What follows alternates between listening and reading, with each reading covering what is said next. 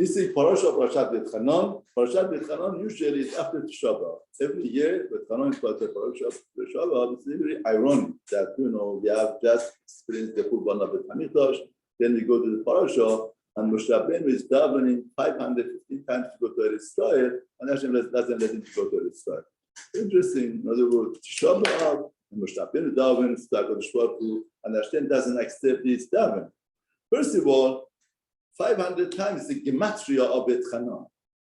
What means Vaetchanan? The gematria, the numeric number of Vaetchanan means is the essence of begging, beseeching HaKadosh Baruch Hu. He did all of the beseeching. Now, is there any tefillah that Hashem doesn't accept? Doesn't exist. Every tefillah Hashem accepts. Every tefillah Hashem does. Maybe he doesn't answer the way that we want, but Hashem answers. Now, Chachamim tell us that, why do we learn this parasha of Moshe Rabbeinu right after Tisha B'Av?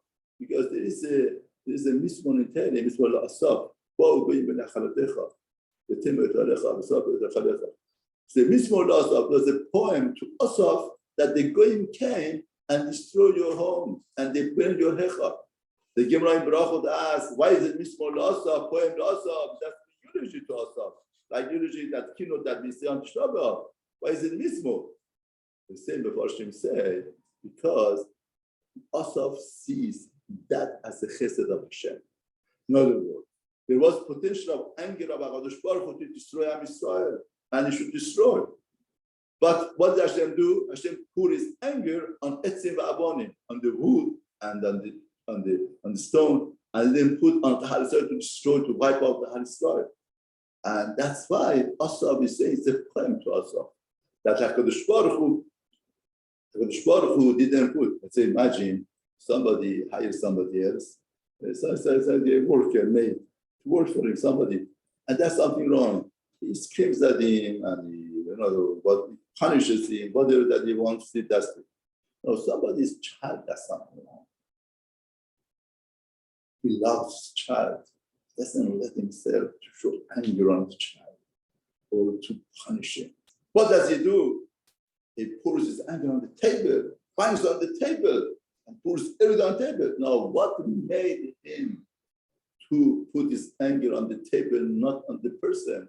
Because Father. That's for the Shah. That's why this month is called Father. Because this month, HaKadosh Baruch Hu shows as a father that he doesn't put his anger on the nation, he puts on the etzim va'avonim. Therefore, that's why Moshe Rabbeinu could not have gone to Eretz Israel.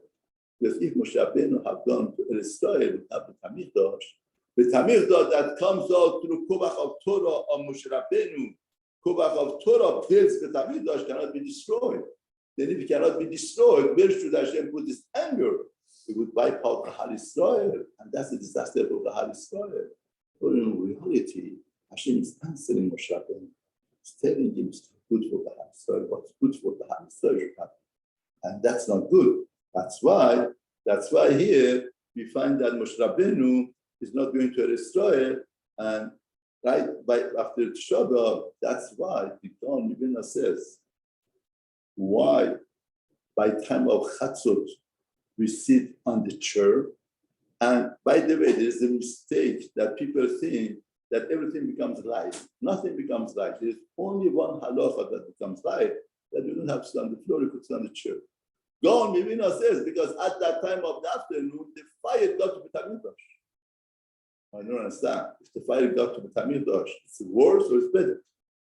One would think it's worse. You have to do more afternoon. Mamash, you see the fire Beit HaMikdash. Gaon Mivina says, no. Why? Because I was going to pour his anger out. Once the anger went on the etzim va'avonim, was the relief for the Ham Yisrael. Hashem shows his kindness and chesed. Therefore, it becomes nechama for us. At the time, it's time of nechama. That's why we sit on the floor. And we don't sit on the floor, we sit on the chair, and that's the only thing that changes. Any other thing we have to keep. B'ezrat Hashem, this Tisha B'Av should be last one, and HaKadosh Baruch Hu should be last nechama. There are 3 weeks of the Puraniyot, at 7 weeks of nechama. HaKadosh Baruch Hu gives nechama conferred to Kahal Yisrael, or whatever that happened. B'ezrat Hashem, we should be zoche to nechmat Zion b'mhera v'amenu.